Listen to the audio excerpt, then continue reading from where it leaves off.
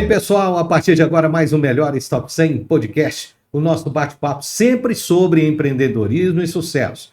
E hoje, com muito prazer, recebo aqui ele que há algum tempo eu queria trazer aqui no nosso podcast, mas agora eu trouxe na época certa. Ele acabou de ser eleito e empossado o novo presidente da Sociedade Médica de Uberlândia, Dr. João Tomás. Doutor João Tomás, prazer tê-lo aqui conosco, né? Há muito tempo que eu queria que o senhor viesse aqui e agora à frente da Sociedade Médica de Uberlândia, é um prazer recebê-lo aqui conosco.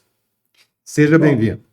Para mim também é um privilégio ser parte aqui com você nesse programa, o Cláudio Vilela, até porque já o conheço de algum tempo. E eu vários eventos, né? Vários eventos lá do JB Cury, que começou... Sim. Em que a minha vida começou aqui em Uberlândia, exatamente para estudar na universidade. E agora, no momento, estou como presidente da Sociedade Médica de Uberlândia. São 3 anos? São 2 anos, nós temos um estatuto onde ali a gente vai discutir com algumas mudanças, né, em assembleia com os médicos da Sociedade Médica, para a gente renovar nosso estatuto e passar para 3 anos para coincidir com a Associação Médica de Minas, onde ela tem já também o estatuto e ela é trianual, e nós vamos passar de bianual para trianual. O senhor é nascido em Patos de Minas? Na verdade, eu nasci numa fazenda próximo de Patos de Minas, num lugar chamado Martinho Campos, que é mais próximo de Bom Despacho do que Belo Horizonte, e ali meu pai, antes de eu nascer, ele resolveu mudar para uma fazenda que ele adquiriu aqui perto de Patos de Minas, município de Presidente Olegário. E até hoje a gente... conterrâneo do embaixador Gustavo Lima? Sim, até a gente passa perto da fazenda do pai dele lá, para ir para a minha fazenda lá. Eu tenho hoje até como herança da minha mãe e meu pai, né? E Patos sempre foi a nossa referência, né? Mas vir para Uberlândia, que é uma cidade pujante, que desenvolvendo como está, as demais cidades sempre tem um vínculo e tudo que a gente quer de melhorar, de crescer, a gente olha para Uberlândia. Então, sua origem foi na roça.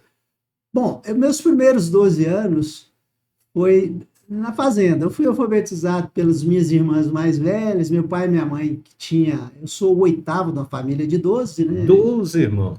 E daí, então, meu pai e minha mãe, querendo que os filhos mais novos, que os mais velhos criaram ali já um vínculo na fazenda, mas os mais novos, de mim para baixo, eu e os mais novos que eu, que são 4, fomos para a cidade aos 12 anos e ali já iniciamos os estudos e logo Deus foi direcionando para que cada um tomasse o seu caminho, e a medicina foi a que me desafiou e me levou a estudar e vir para Uberlândia, por isso que a gente está aqui junto hoje, e eu como berlandino defendo essa cidade, porque aqui é a minha esposa que eu conheci.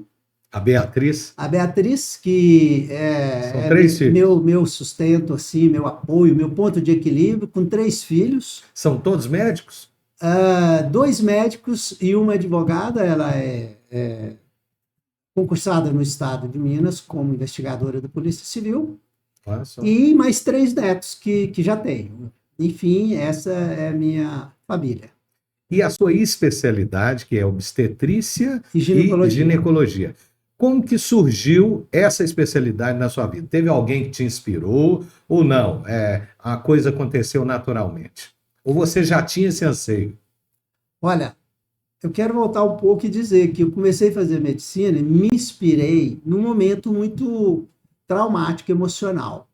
Foi quando eu estava com 14, 15 anos, em Patos de Minas, meu pai deu uma notícia assim, que nos assustou muito, que ele tinha acabado de vir de um cardiologista em que minha mãe tinha um problema de tripanosoma cruzi, uma doença de Chagas, e que ela tinha um risco de morte súbita. Naquela época tinha muito Chagas. O índice de Chagas na época era muito forte. Muito alto.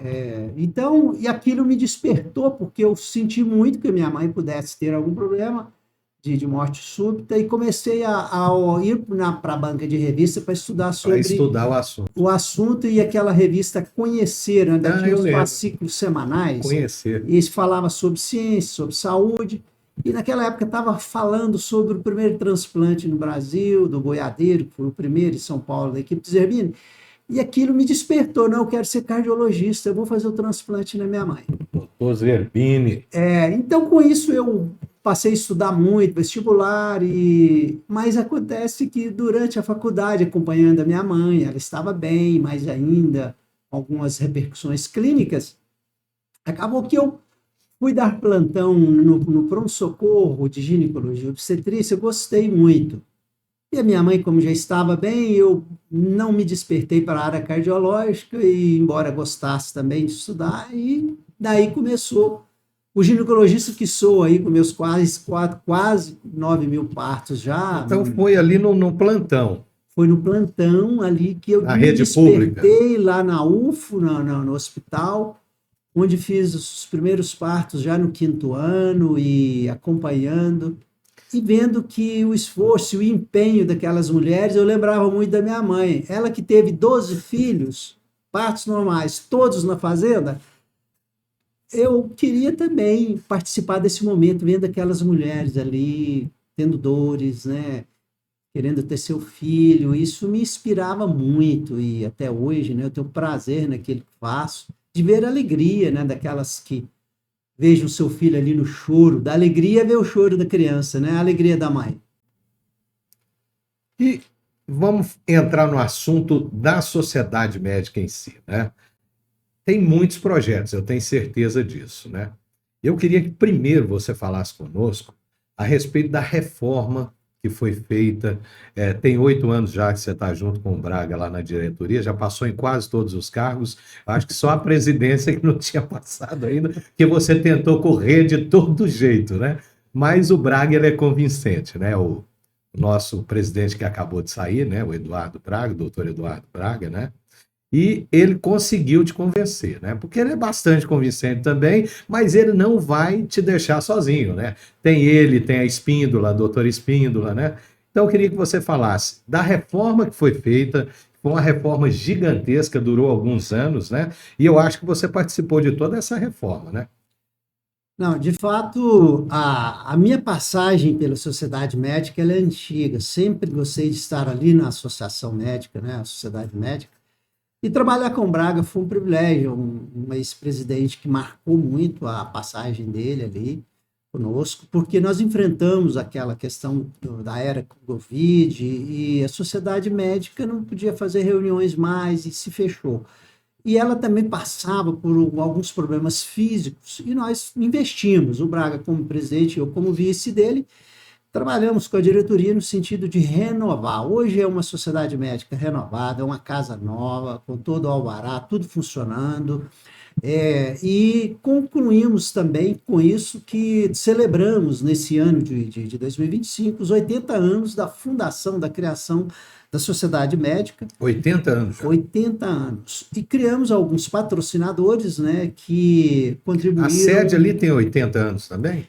A sede também, ela tem uns 2, 3 anos antes, mas eles compraram o terreno e começaram a primeira diretoria. Então a sede é mais antiga que a Sociedade Médica. Do que a Sociedade Médica. Uns 2 anos. 2, 3 anos antes. Com isso, a gente conseguiu criar ali, realmente, hoje uma sociedade, uma sede, né, equipada, com um anfiteatro de 200 lugares, um outro... Manteve aquelas poltronas antigas com estofado para melhorar a qualidade, né? Original são. Pois é, eu sei.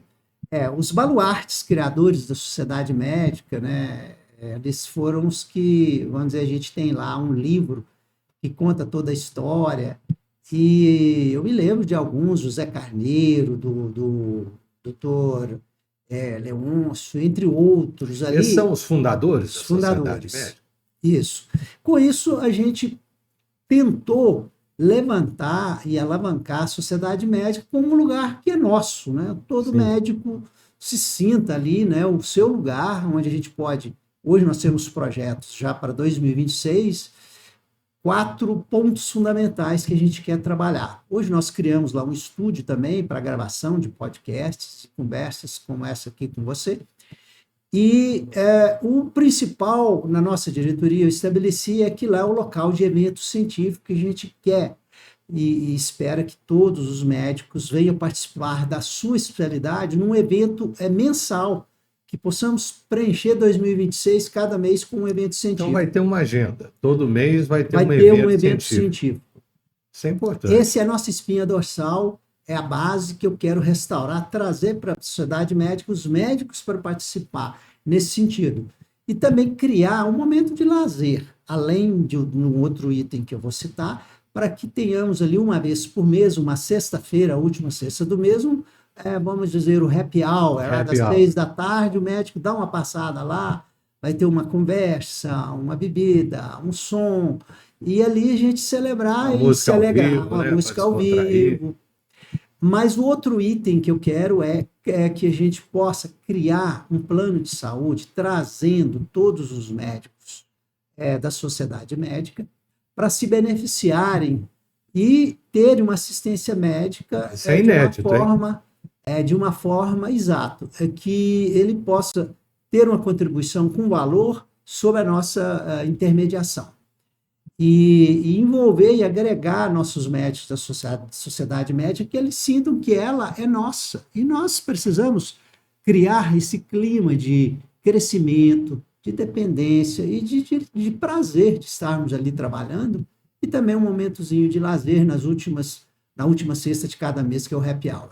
Então foi reformado lá o salão de eventos, que é no último andar, né? Foi reformado o auditório, onde foi feita a posse. Exato. Né?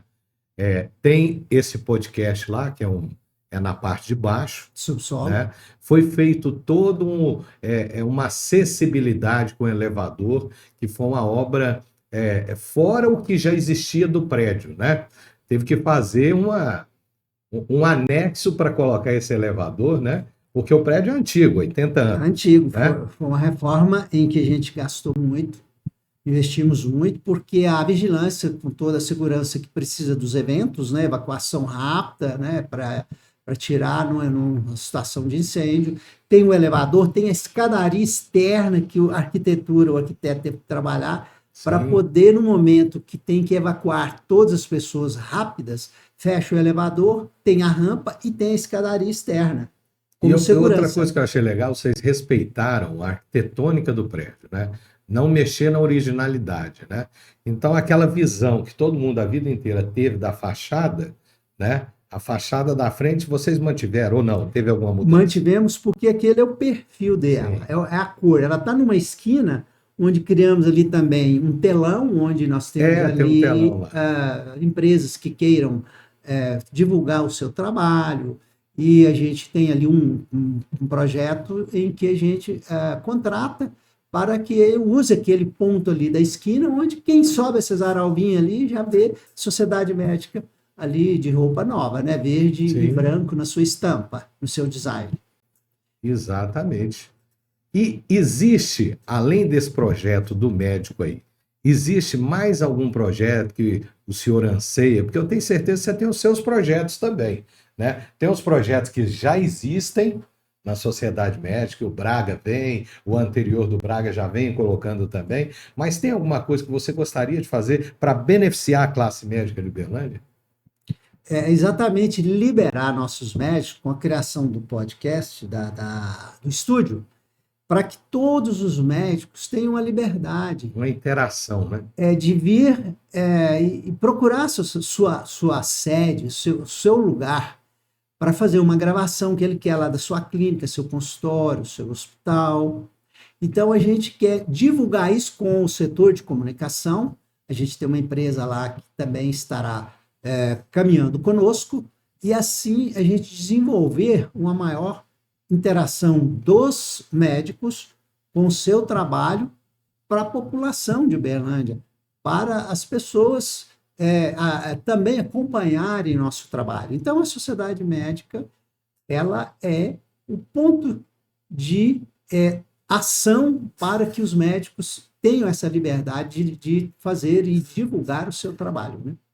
O senhor também tem um papel importante na sua vida, que eu acho que isso aí é extra profissional, que é o trabalho no Sal da Terra. Né? Você também faz parte do Sal da Terra. Está como pastor lá ou não? Também. Eu tenho desde que eu tive a minha mudança assim, em termos de buscar, né, viver a Bíblia, a palavra de Deus, E encontrei, conheci no início que ela estava sendo criada, a Igreja Cristã Sal da Terra, mas também depois ela já começou com um serviço de ação social e educação e depois foi para a área da saúde. Desde que começou a área da saúde, eu tenho estado acompanhando, né, a missão nesse trabalho como gestor também na área da saúde pública.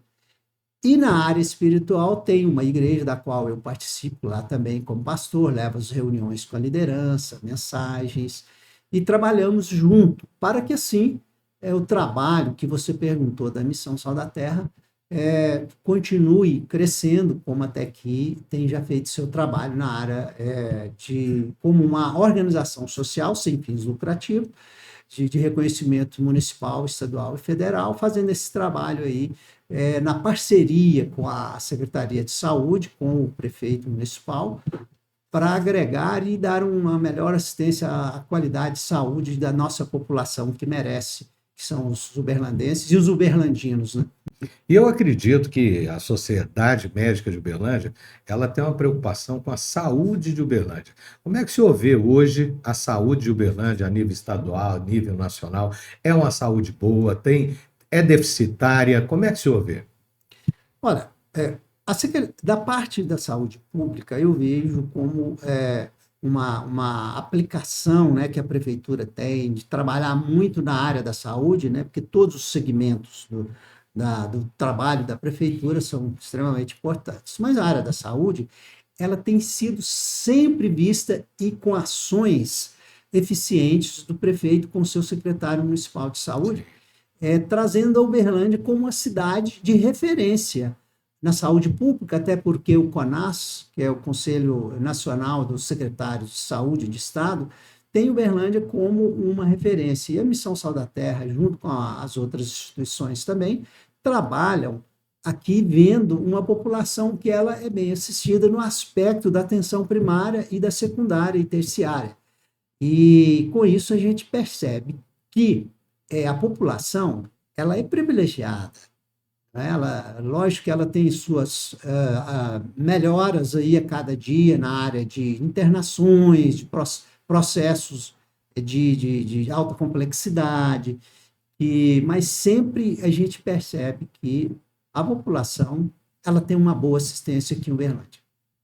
E eu vejo essa naturalidade sua aqui tocando essa viola aqui. Eu acho que a sua vida você tenta levar tudo assim com muita leveza. Porque a profissão de médico, eu acredito que é uma profissão que tem hora que te coloca muito em xeque, né? Mas quando você leva essa leveza aqui, tocando uma viola dessa, buscando lá nas suas origens, eu acho que dá para amenizar um pouco, né? Olha, Cláudio, é verdade, porque a nossa vida é uma jornada. É uma jornada. E a jornada, o bom da nossa jornada não é só onde a gente vai chegar, é viver essa jornada, viver esse caminho. Mas viver esse caminho com uma vida que você seja útil ao próximo, mas para você se beneficiar de ser tão útil, você tem que cuidar, gostar de você, investir em você também, na sua saúde, no seu conhecimento e no lazer. E eu tenho a viola como uma referência de trazer para mim uma alegria da qual eu, quando criança, eu ouvia os pássaros cantar e ouvia a música e associava muito. A música, para mim, sempre foi um combustível de alegrar, de ter a vida mais leve. E comecei a aprender isso até não tem tanto tempo. Eu ouvi meu avô... É recente? Recente. Tem 5 anos que eu comecei. Peguei para aprender, né, um pouco. Para a própria família e para meu próprio prazer. E vendo meu avô com 12, 11 anos, quando ele faleceu, eu tocava violino, aquilo ficou muito no meu coração. E recentemente, nos 5 anos atrás, eu coloquei isso em prática. E hoje, realmente, a música, como para todas as pessoas, ela marca épocas. Tem as pessoas que gostam de ouvir as músicas dos anos 90, dos anos 2000, 2010, dos anos 70. Enfim, sim, a música ela é parte importante na minha vida, trazendo mais leveza, mais prazer. Até porque na igreja a gente adora a Deus e louva a Deus com as nossas canções de gratidão. E a música na viola fala da natureza, do campo, do passarinho, que arde anunciando a glória de Deus. Seus filhos, você falou que tem dois que são médicos, né? Quais são as especialidades? A mais velha, a primogênita, Tatiana, ela é médica da saúde da família. O Felipe, que está em Ribeirão, é o caçula, ele trabalha na área de urgência e emergências, também na parte de clínica, medicina integrativa. E os dois, assim, de uma certa forma, a gente conversa muito sobre a área médica e vê que é muito prazeroso a gente ver que os desafios que eles enfrentam agora, eles ficam comparando quando eles eram crianças, vendo o pai aqui, plantão, correndo para cirurgias de urgência, consultórios que às vezes a gente atrasava, e enfim, hoje eles estão vivendo aquilo que eu vivi há 43, 44 anos atrás, quando eu já estava trabalhando. E nesses anos todos aí, quase 50 anos de profissão, né? Você lembra, assim, de algum fato inusitado, alguma coisa que te emocionou, alguma coisa que te chocou nesses anos todos, assim, tanto para o bem quanto para o mal? Uma coisa que ficou na sua memória e que você nunca mais esqueceu. Uma história, assim, que você costuma contar para as pessoas quando você está reunido. Tem inúmeros, né? Imagina, né? Quase 50 anos. As que me deixaram, assim, na verdade, um pouco angustiado é quando você vê o cliente, ou a cliente, no caso meu, são só mulheres, né, porque é ginecologista, é quando ela tem prazer e ela sente-se à vontade de colocar o problema que ela tem. Eu me lembro de uma que, quando eu comecei a trabalhar aqui, 2 anos, ela me relatando que tinha 3 perdas, não conseguia chegar com 12, 13, 15 semanas, perdia. E eu Tentava várias vezes. passei a olhar o caso dela com muito carinho, e isso deixou, assim, me desafiou muito. E a maior alegria minha foi que eu consegui acompanhá-la, monitorando a gravidez, fazendo cardiotocografia semanal, ultrassom, todos os exames, e ela teve o seu filho. Isso foi a maior alegria para a vida dela, entre outras várias. Com relação às cirurgias, pacientes que tiveram situações de hemorragia muito intensa, em que eu cheguei e pude mudar a conduta imediata naquela ansiedade de salvar aquela paciente, também me deu muita alegria, mas ao mesmo tempo extremamente estressante. Outra situação foi quando minha mãe, quando estava já com 80 anos, ela teve um AVC e não foi por problema cardíaco. E quando eu fui sair daqui correndo lá para Patos de Minas, né, na viagem eu tive um pequeno acidente, que isso me incomodou muito. Mas eu pude perceber que a minha mãe, ao chegar lá, só de vê-la, sem poder falar, que atingiu a fala, né, o motor, eu pude abraçá-la e agradecer a Deus por tudo aquilo que ela promoveu, de criar 12 filhos, de despedir dela, e logo depois ela veio a falecer. E ela mesmo com Chagas viveu esses anos 81 todos aí anos. E não faleceu por causa das Chagas. Não. Você vê como é que é, né? Então, a minha desejo de fazer medicina, ser um cardiologista, era o propósito de Deus. Não, você vai ser ginecologista, porque Deus é que promoveu e deu para ela saúde, para a gente desfrutar, e ela, junto com seus 12 filhos, e despediu dessa forma. Eu vejo, assim, muitos profissionais que tentam fazer o filho seguir a carreira, né? É um advogado que quer que o filho seja advogado, né? No seu caso, existiu esse direcionamento? Fala, filho, eu gostaria que você fosse médico e tal. Ou não, partiu deles mesmo? Olha, teve os dois. Primeiro, a minha irmã, que me alfabetizou na fazenda, ela falava para mim, você pode ser um médico, você pode ser um dentista, mas eu acho que você vai ser o médico da família. Aquilo ficou no meu coração. Ela profetizou, hein? É uma palavra que guardei no meu coração. Profetizou mesmo. Aí, aos 14, 15 anos, quando eu tive a notícia do problema mais sério da minha mãe, aquilo me deu um impacto tão grande que me estimulou a ser o médico que sou, no sentido de trabalhar com ela e preservar a saúde dela. Então, isso aí foi extremamente influente, o meu desejo, mas teve também uma palavra plantada no meu coração quando eu ainda estava aí com 7, 8 anos, sendo alfabetizado, caindo do cavalo, tirando leite, atravessando córrego cheio ali na fazenda, com a família lá, aquela renca de irmãos.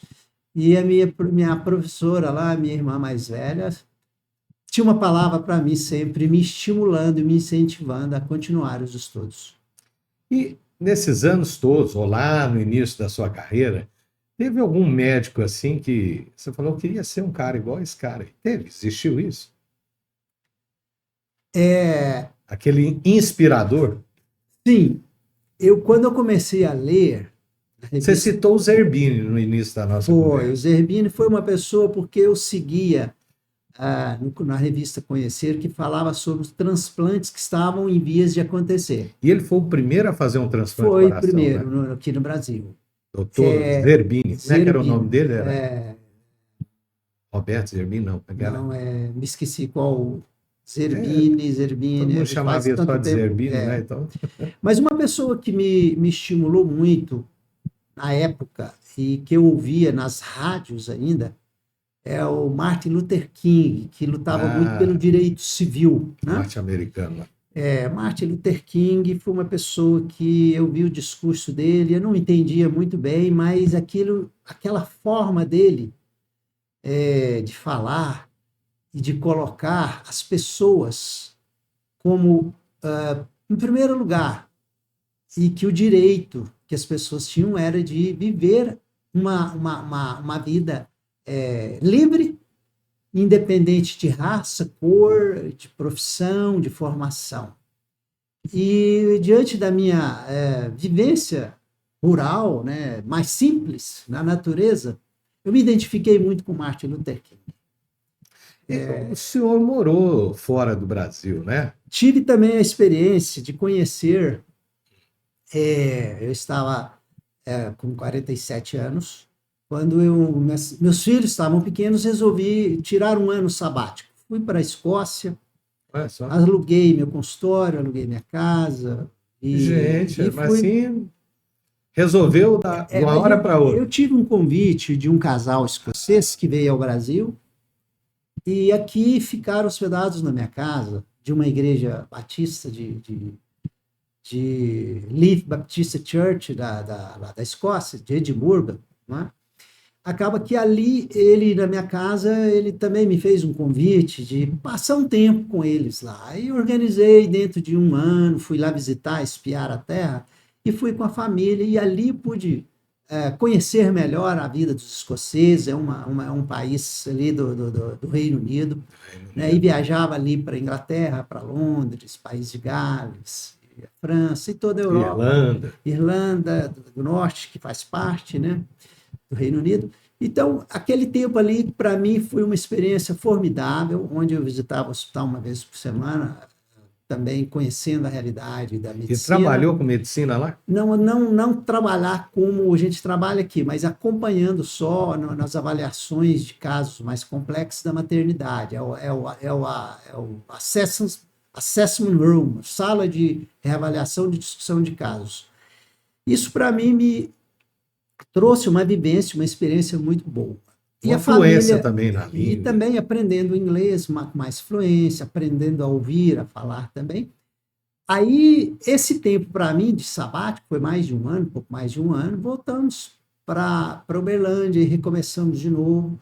E isso marcou muito a nossa vida. Hoje, os meus filhos já lembram, né? E a gente retorna lá e revê amigos. E foi algo assim, extraordinário na nossa vida familiar e na minha vida profissional também. Imagina, hein? Reino Unido, né? Inglaterra, Irlanda, Escócia, Exato. País de Gales, né? Porque tem a Inglaterra, tem o Reino Unido, tem a Grã-Bretanha, né? A bem da verdade, Grã-Bretanha é a ilha. a ilha britânica, as ilhas britânicas estão lá. A Irlanda do Sul e Norte, País de Gales, Escócia e Inglaterra. A do Sul A que é a fora católica.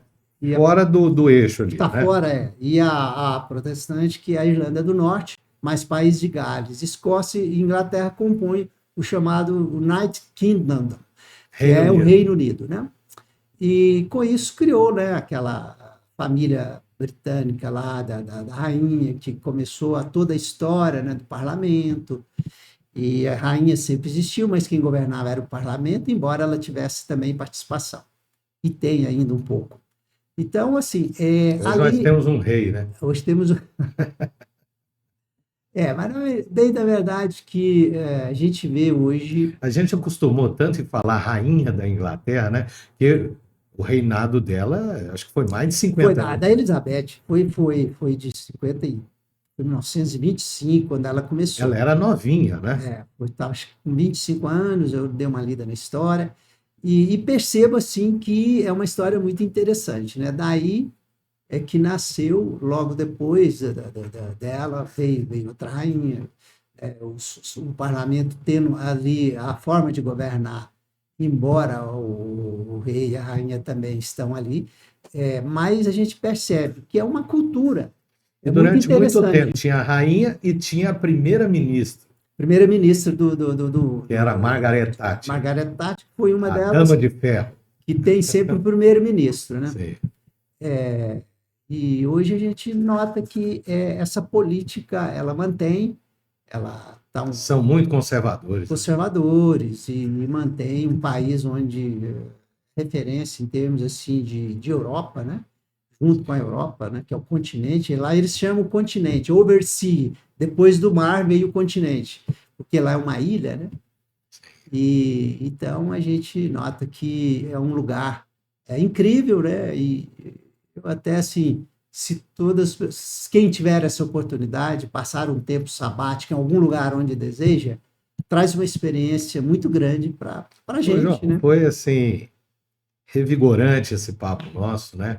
É sempre muito bom a gente conversar com quem tem bagagem, para a gente adquirir um pouquinho dessa bagagem. Eu fiquei muito feliz com o nosso bate-papo aqui. Está chegando no finalzinho o nosso podcast. Eu te falei que é rápido, a conversa vai desenvolvendo, quando vê, está no final. E eu queria que no final, para a gente encerrar com chave de ouro, o senhor, como médico, como pastor do Sal da Terra, com todo o conhecimento que você tem, deixasse uma mensagem de otimismo para esse 2026 que está chegando aí. Eu acho que a gente, todo ano, tem que entrar com muito otimismo, porque problema sempre vai ter. E com otimismo, o problema fica menor. Sim, a mensagem que eu quero deixar